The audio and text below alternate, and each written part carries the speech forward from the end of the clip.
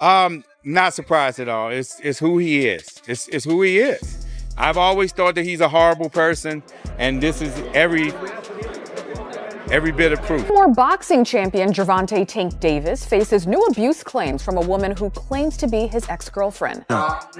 Tank is hung him up, shoes off, get the bag, put a plaque up.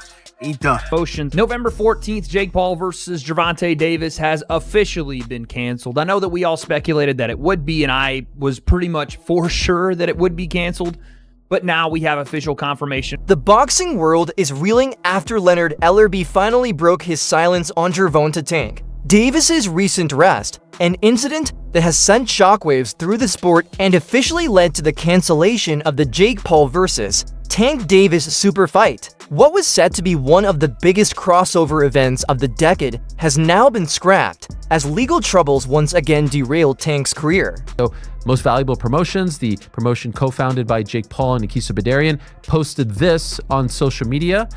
They posted that they were officially canceling the fight, saying Most Valuable Promotions immediately initiated an investigation.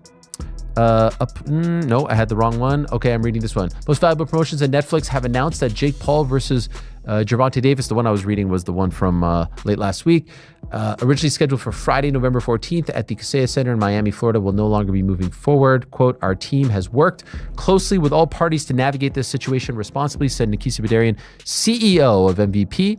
While we will not be moving forward with this event, our plan remains for Jake Paul to headline an event on Netflix in 2025. And that is what I'm hearing as well. They want him to fight in December. That is the hope. And they're actively looking for a opponent. More on that in a moment. Details regarding a new date, location, Jake's opponent, and additional bouts will be shared as soon as they are finalized. We thank Netflix, Kaseya Center, Seminole Hard Rock and Hotel and Casino. Ellerbe, longtime promoter, former CEO of Mayweather Promotions, and one of the closest figures in Davis's inner circle, didn't mince words. He publicly admitted that the situation had crossed a line. His remarks were reportedly blunt, saying that Davis's ongoing legal issues make the fight with Jake Paul not just improbable, but impossible, and that Tank's standing in the sport could now be in serious jeopardy. In the wake of the cancellation, reports emerged that Jake Paul's camp has made a formal offer to Ryan Garcia to replace Davis in the main event slot. Multiple sources confirmed that Paul's promotional team,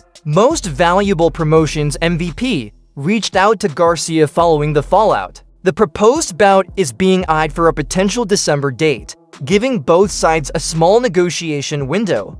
Though Garcia's camp has already hinted that contractual obligations could complicate any deal. Wrong. So as of today, November 2nd, this fight is still technically scheduled for November 14th to air on Netflix, but it's basically hanging on by a thread. But the team, Jake Paul's team, have reportedly gone and contacted all the fighters, and the names that they're looking at contacting to fight as a late replacement: Ryan Garcia, Terence Crawford, Francis Ngannou, I mean, come on, we'll get into them, and Nate Diaz. So he's already fought Nate Diaz, but let's go through them one by one. I mean, Ryan Garcia, he's a similar size to Gervonta Davis. He's bigger though. Davis made him come down, didn't he? Then he beat him up. So that was Ryan Garcia. Quite a bad loss for Garcia, that was, because he was up for the fight, but Gervonta Davis beat Garcia. Garcia also isn't really big enough to be jumping in with Jake Paul, but that's a fight that potentially could happen. Garcia is a massive name. He's a big he's a social media star, he's a big public figure, loads of followers on Instagram and social. I mean, his Instagram's over 1 million, I'm sure it is. Meanwhile, Rolando Romero didn't hold back. After hearing the news, he blasted the collapse of the card, accusing Jake Paul of chasing hype instead of a real opponent. Romero threw down a public challenge, saying he'd slap Jake around if they ever shared the ring. But he didn't stop there. He also took aim at Ryan Garcia, calling him out for ducking their contractual rematch. Romero labeled Garcia as untrustworthy and scared, claiming fans are sick of talkers and want fighters who actually step up when it matters. Then came Oscar De La Hoya, who stepped in to set the record straight, addressing the growing rumors that Garcia could replace Davis. Man, I want to let everybody know I'm going to slap Jake Paul across his face because, first and foremost, man, I'm tired of this YouTube boxing stuff, man. I really am. I am more tired of this YouTube boxing stuff than everyone else. than everyone else, man. Oh, let's make this happen, bro. Bro, I'll be ready in a week. I'll be ready to slap Jake Paul across the face in a week. I will slap Jake Paul across his face. But who cares? I don't care. Roll over Jake Paul 2025, bro. I knocked out another YouTuber. I knocked out.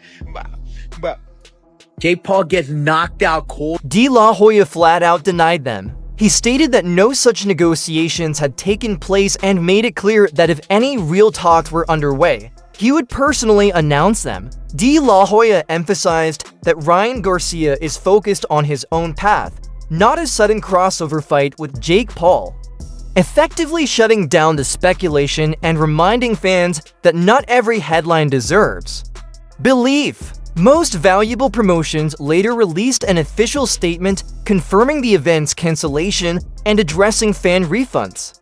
Asking me about Jake Paul and Ryan Garcia. Let me just tell you why this fight is not going to happen. Ryan Garcia fights for DAZN, and Jake Paul fights on Netflix. I mean, that's pretty much the bottom line. Golden Boy has a contract with DAZN. Ryan Garcia has a contract with Golden Boy. And that's just the way it is. I mean, this is business. You know, Ryan Garcia's probably going to go on a rant saying, oh, you're keeping me from making money and this and that and fighting. No, you have to go by the law, by the rules. You have a contract with DAZN. You have a contract with Golden Boy. It just doesn't happen that way. So anyway, until next time, we'll see you Saturday for Vergil Ortiz. But again, Ryan Garcia's next fight will be announced. According to MVP, fans who purchase tickets through official channels like Ticketmaster will automatically receive full refunds within 14 to 21 days. For those who bought through secondary markets or resale platforms, MVP advised contacting the vendor directly to initiate a refund, as automatic processing might not apply. The company thanked fans for their patience and reaffirmed its commitment to transparency amid the fallout. But the story doesn't end there. Multiple sources close to MVP have revealed that Francis Ngannou has now emerged as the top candidate to replace Davis as Jake Paul's next opponent. Talks are reportedly underway to finalize what could become one of the most explosive crossover bouts in modern boxing history. Globally on DAZN. First off, I'll say kudos to MVP for refunding people that did buy tickets to this event and also navigating this thing with professionalism, which they did the entire way through.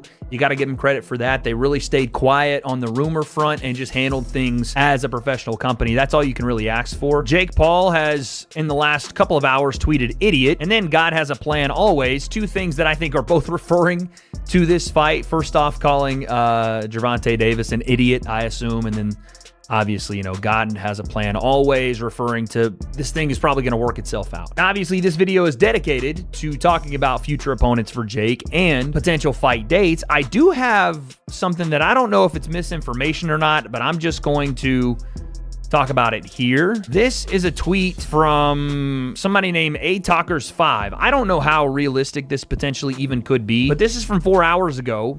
They said 2 of the female bouts scheduled for Jake Paul versus Gervonta Davis undercard are now scheduled for December 14th. So what do you think about this entire situation? Was Jake Paul right to pull out after Tank Davis's rest? Or is this just another carefully timed PR move? Drop your thoughts in the comments below.